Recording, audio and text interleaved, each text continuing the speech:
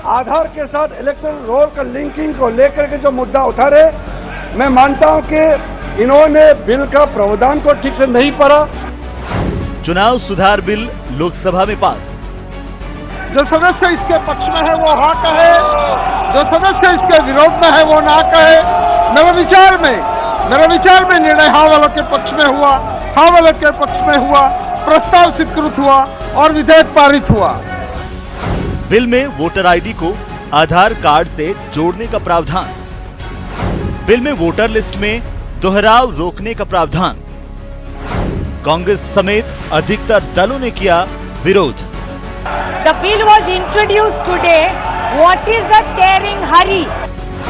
कांग्रेस के बिल को स्थायी समिति को भेजने की मांग। आज ये बिल पारित हो रहे हैं, इतना जल्दबाजी क्यों कर रहे हैं आप लोग? अगर ये बिल महत्वपूर्ण है तो इसे जल्दबाजी में पास करने की क्या जरूरत है? ओवैसी ने कहा बिल निजता के मूल अधिकार का उल्लंघन। This government is taking away the autonomy of the election commission. An epic card is issued through a constitutional process by a constitutional government authority. You have no right whatsoever. बड़ा सवाल, bill लागू होने से खत्म हो जाएगी फर्जी voting?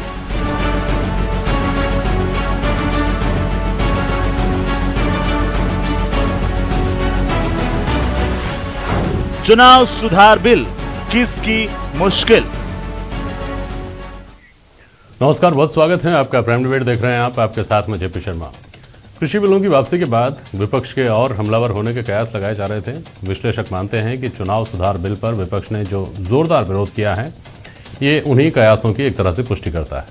सरकार चुनाव सुधार बिल 2021 के प्रावधानों को फर्जी मतदान को रोकने और मतदाता सूचियों में डुप्लीकेसी रोकने का कारगर जरिया मानती है और विपक्ष की करीब करीब तमाम पार्टियां इसको निजता के लिए खतरा बता रही हैं। विपक्ष कहता है कि ये सुप्रीम कोर्ट की दी हुई दिशा से भटकाव है, तो सरकार कहती है कि सुप्रीम कोर्ट की भावना के अनुरूप ही सुधार के प्रावधान हैं। लोकसभा में बिल पारित हो गया है और पूरी संभावना है कि अब आपके वोटर आईडी और आधार कार्ड आने वाले दिनों में लिंक हो जाएं। इसके क्या फायदे नुकसान होंगे और क्या वाकई इसमें राजनीतिक नफा नुकसान भी तलाशा जा रहा है? आज इस पर बहस होगी इन सवालों के जरिए कि नया कानून चुनावी धांधलियों को क्या बना पाएगा बीते जमाने की बात। निजता के हनन की आशंका कितनी सही और विपक्ष पर कोरी राजनीति करने के भाजपा के आरोप में कितना दम है?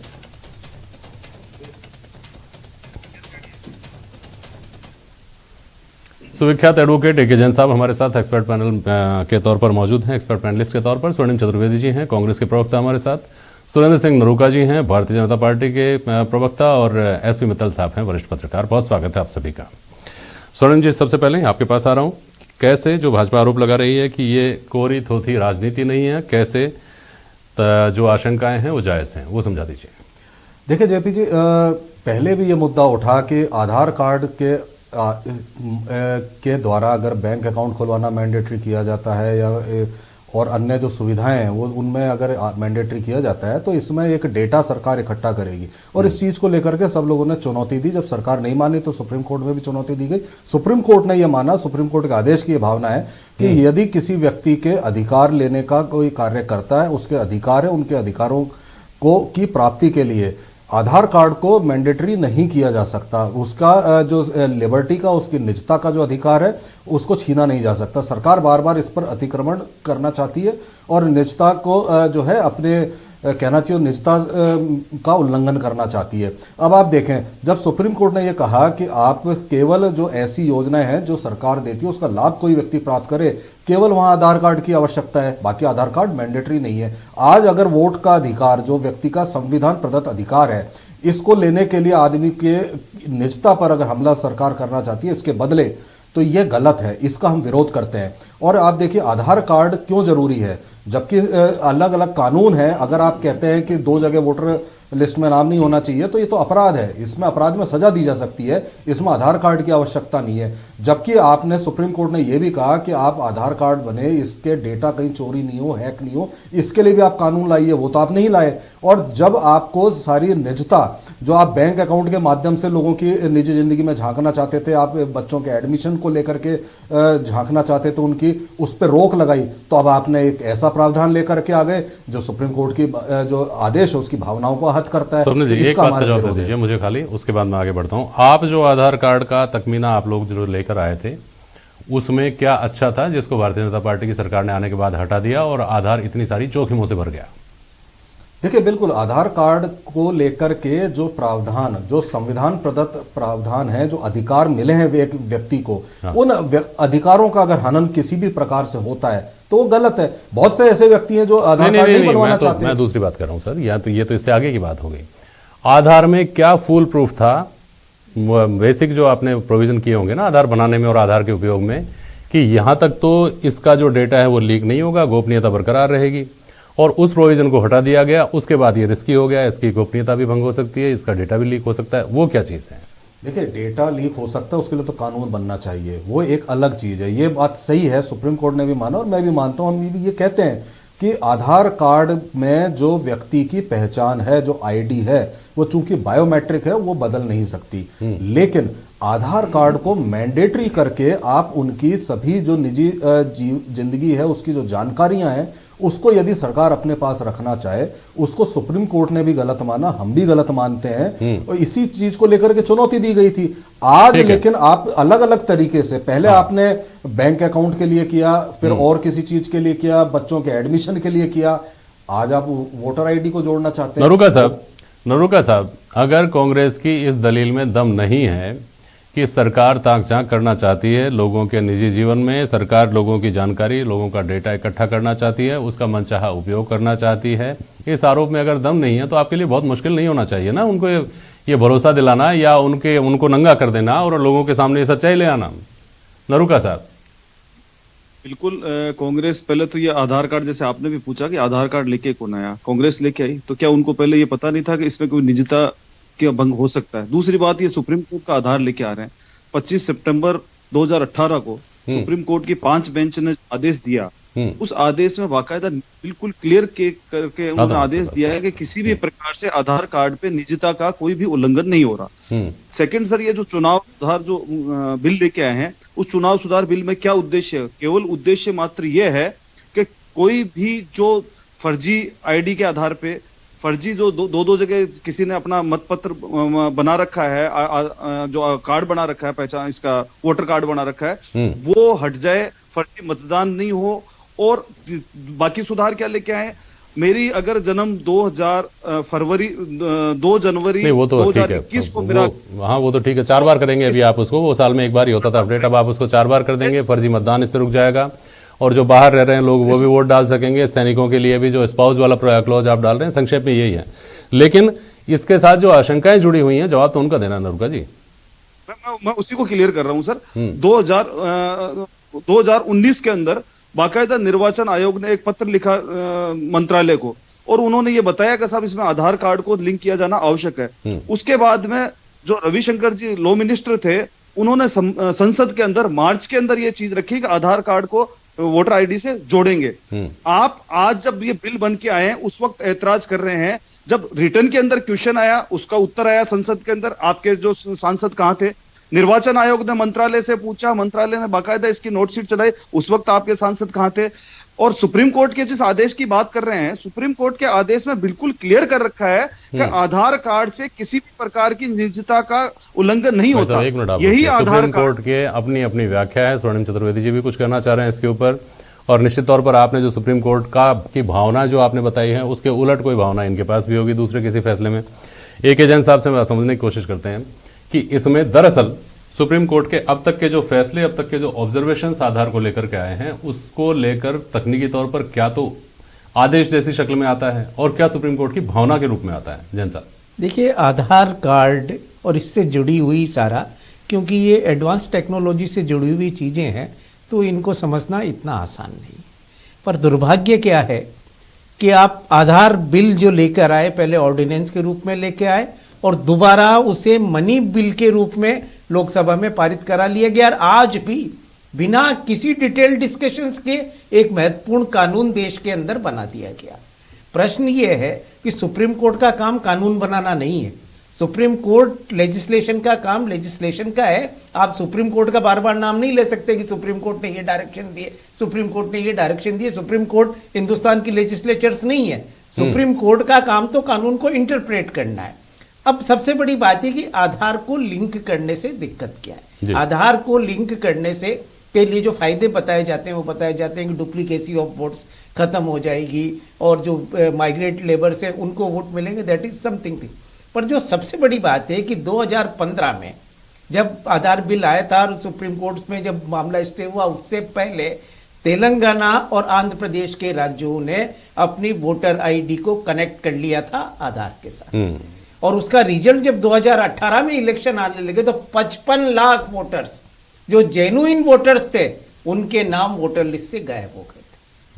डुप्लीकेसी नहीं कची थी, वहां से जेन्युइन लोग। तो ये इंडिकेशन था कि पूरे सिस्टम में कहीं ना कहीं एक बहुत बड़ा फ्लॉ है। ये तो पहला हुआ था। दूसरा फ्लॉ क्या हुआ था कि सारे वोटर के डेटास तेलुगु देशम पार्टी ने एक प्राइवेट कंपनी हायर की हुई थी, उसके पास दोनों राज्यों के पूरे डेटा उपलब्ध थे। आप इसका अंदाजा लगा लीजिए कि एक प्राइवेट कंपनी या हमारे विदेश की कोई एजेंसी कहीं से इन पर कर लेती है तो पूरे देश के बैंक अकाउंट से लेके इकोनॉमी से लेके एक एक छोटी चीज की जानकारी उनको हो जाएगी।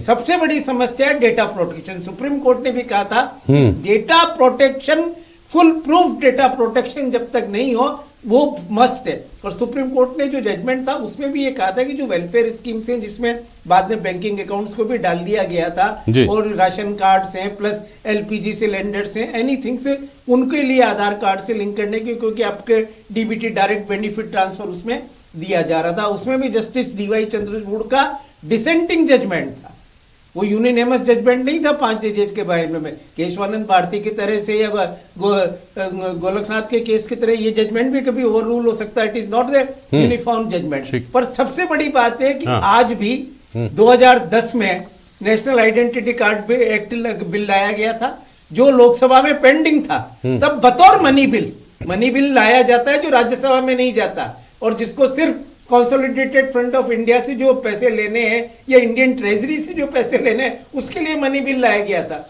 आप पूरे देश की दिशा को बदलने वाले बिल को मनी बिल के रूप में आपने पास करा लिया। नरूका साहब, ये एक ऐसी स्थिति है कि आज भी डेटा प्रोटेक्शन की फुल प्रूफ गारंटी नहीं है। जो उदाहरण आंध्र प्रदेश और तेलंगाना का है, सबसे बड़ा खतरा है वो है डेटा प्रोटेक्शन। बोलिए नरूका जी। सर बिल्कुल सर, ये जो बिल लेके आया है इसमें किसी भी प्रकार से किसी भी व्यक्ति का डेटा लीक हो ऐसा कहीं भी नहीं है इसमें। और जो आधार कार्ड की जो बात कर रहे हैं, आज भी किसी को वोट डालने के लिए बाकायदा 12 आइडेंटिटी प्रूफ देने पड़ते हैं, उसमें आधार कार्ड भी है। हमारे पैन कार्ड से भी अगर किसी का लिंक है तो आधार कार्ड उससे लिंक है।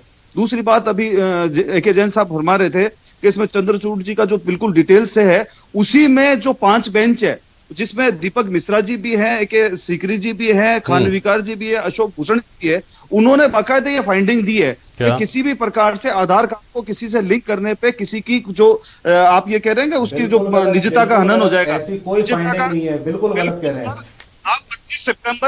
25 सितंबर 2018 का जो जजमेंट है उसमें यह है कि आप केवल सेंट्रल बेनिफिट स्कीम्स के तहत ही लिंक कर सकते हैं।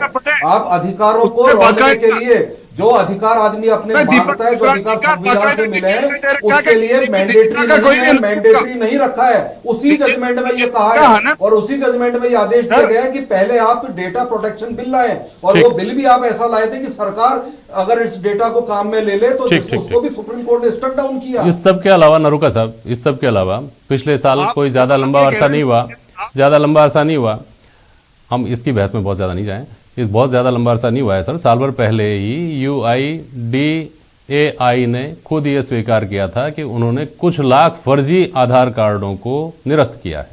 यानी फर्जी आधार कार्ड देश में बनाना सहज है, सुलभ है।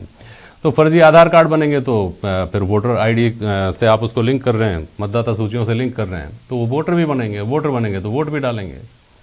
ये क्या बहुत बड़ा आज भी इस जो ये बिल क्यों लाया गया, ये इसीलिए लाया गया कि दुनिया भर के लोग बाग जो इनको जो भी ऐतराज कर रहा है वो ऐतराज किस लिए कर रहा है कि वो एक आदमी 3 जगह वोटर है।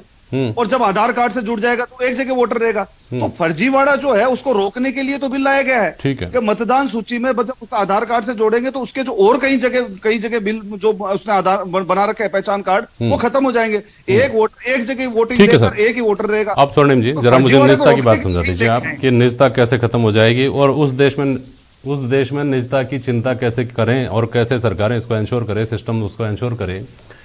हर फोन में हर व्यक्ति का फेसबुक अकाउंट है। हिंदुस्तान में जितने लोग एंड्रॉयड यूजर्स हैं उससे कहीं ज़्यादा लोग बताते हैं कि फेसबुक यूजर्स हैं।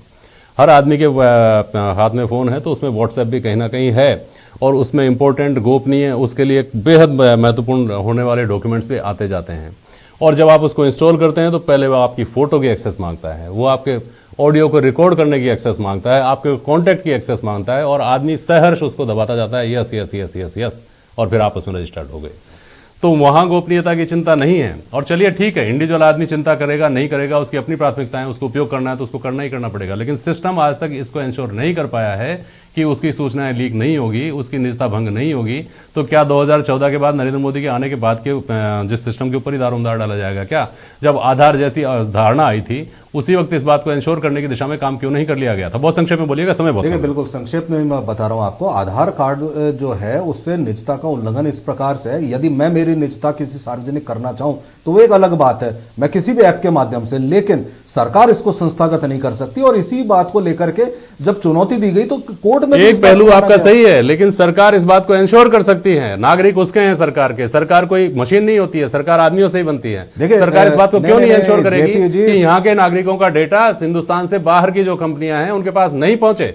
इस बात को क्यों नहीं सरकार इंश्योर करेगी? देखिए बिल्कुल डेटा आदमी चाहे तो अपनी जानकारी सार्वजनिक कर सकता है। अरे भाई आप देश की जानकारी सार्वजनिक कर रहे हैं, अपनी जानकारी के साथ साथ आपकी जानकारी देश की जानकारी है स्वाभाविक रूप से। मित्तल साहब, जेपी जी मैं एक सी बात कह रहा हूं। एक मिनट सर, मित्तल साहब महत्वपूर्ण सवाल यह है जो इसका दूसरा पहलू लाता है, क्या कृषि बिलों की वापसी के बाद में विपक्ष का नैतिक साहस इस रूप में बढ़ता दिखाई दे रहा है कि एक सामान्य सा लग रहा था जो बिल आसानी से पास हो जाएगा, जिस पर बहुत ज्यादा बहस नहीं होगी, वो बहस के बड़े दायरे में आ गया? मित्तल साहब। जेपी जी ये बात बिल्कुल सही है। मैंने भी आज लोकसभा की कार्रवाई देखी और अभी AK जैन साहब ने भी कहा कि ये बिल देश के लिए बहुत महत्वपूर्ण था, हमारे जो करोड़ों मतदाता हैं उनके भविष्य को लेके था, लेकिन आज उस पर लोकसभा में कोई चर्चा नहीं हुई। अब जिस तरीके से इसके संसद के बाहर जिस तरीके से इसका विरोध किया जा रहा है, सवाल उठता है कि ये सारे मुद्दे आज संसद में बहस के दौरान क्यों नहीं उठाए गए?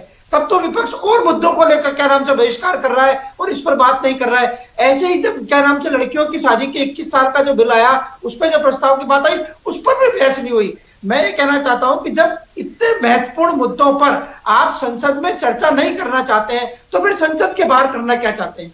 और एक आपने जो बात कही है वो वाकई बहुत महत्वपूर्ण है कि जब आप सिम कार्ड लेने जाते हैं मोबाइल का अपना, तब भी तो आधार से उसको लिंक करवाते हैं। तो मुझे नहीं लगता कि आधार से लिंक होने के बाद में कोई निजता का हनन होगा। इसमें निजता का हनन क्या होगा? इसमें बैंक अकाउंट में, इसमें सब्सिडी का मामला है, इसमें LPG गैस के मुद्दे, इसमें क्या नाम से जो ड्राइविंग लाइसेंस है उसकी जानकारी है। तो इसमें निजता का हनन क्या हो रहा है? मेरे तो कोई समझ में नहीं आ रहा। लेकिन इसका जो फायदा है, मुझे लगता है कि इसके फायदे ज्यादा है। जब हमारे पास बोगस, जब हमारे पास में जब इस बात की शिकायतें आती है कि क्या नाम से फर्जी मतदान होता है, तो मुझे लगता है कि आधार से लिंक होने के बाद में वो फर्जी मतदान रुकेगा।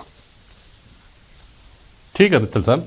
जैन साहब, एक और बहुत स्वाभाविक सा आम आदमी का सवाल मन में आता है कि आधार कार्ड जहां बना है हमारा जिस एजेंसी से, UIDAI से, वहां हमारी सारी जानकारी है, वहां हमारा सारा डेटा है, और चुनाव आयोग में जो हमारा मतदाता पहचान पत्र है उसके तौर पर भी हमारी सारी जानकारी है।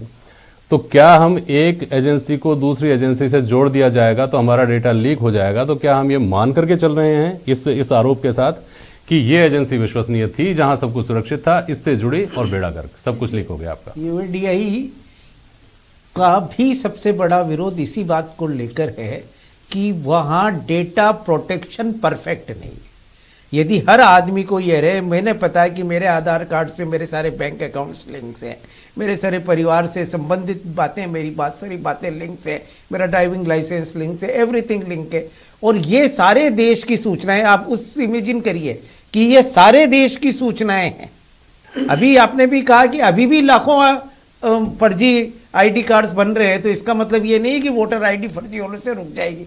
पर प्रश्न ये है कि ये अगर डेटा किसी प्राइवेट एजेंसी के हाथ में चला, जैसे हमने आया बार बार विदेशों में रोक भी लगाई है कि व्हाट्सएप ने मिसयूज किया, फेसबुक ने मिसयूज किया, या जैसे तेलुगु देशम पार्टी की जो हायर्ड प्राइवेट कंपनी थी उसके पास सारे डेटा अवेलेबल थे, एक एक आदमी पर। अगर पूरे देश के डेटा अगर किसी प्राइवेट एजेंसी, किसी प्राइवेट कंपनी या किसी विदेशी ताकत के हाथ में मिल गए तो समस्या उस बात की नहीं है कि एक हिंदुस्तान की एक एजेंसी दूसरी एजेंसी से शेयर कर रही है। प्रश्न इतना है कि क्या आप इसको प्रोटेक्ट कर पा रहे हैं। मेन चीज है प्रोटेक्शन, कि अगर गलत हाथों में ये सारी डेटा चले गए तो उससे जो संभावित नुकसान है उससे बचने के लिए हम क्या किया। बिल्कुल, हम जो गलत बहस में जा रहे हैं कि इस एजेंसी के पास है, अरे हिंदुस्तानी एजेंसियों से हमें खतरा नहीं है, खतरा ये है कि अगर प्राइवेट एजेंसीज में चले गए, कहीं बाहर चले गए तो क्या होगा। एग्जैक्टली वही बात मैंने उठाई, नहीं है, सही बात है। और बेहतर होता है या बेहतर होगा कि डेटा प्रोटेक्शन बिल के ऊपर भी पहले काम कर लिया जाए या इसके साथ काम कर लिया जाए और ये सुनिश्चित कर लिया जाए कि डेटा लीक नहीं होगा। तो मुझे नहीं लगता कि इस मामले में किसी तरह का आगे कोई विरोध करने की या आम आदमी के मन में शुभा होने की कोई गुंजाइश बचेगी। बहुत शुक्रिया आप सभी का आज प्राइम डिबेट में शामिल होने के लिए। आज के लिए बस इतना ही, नमस्कार।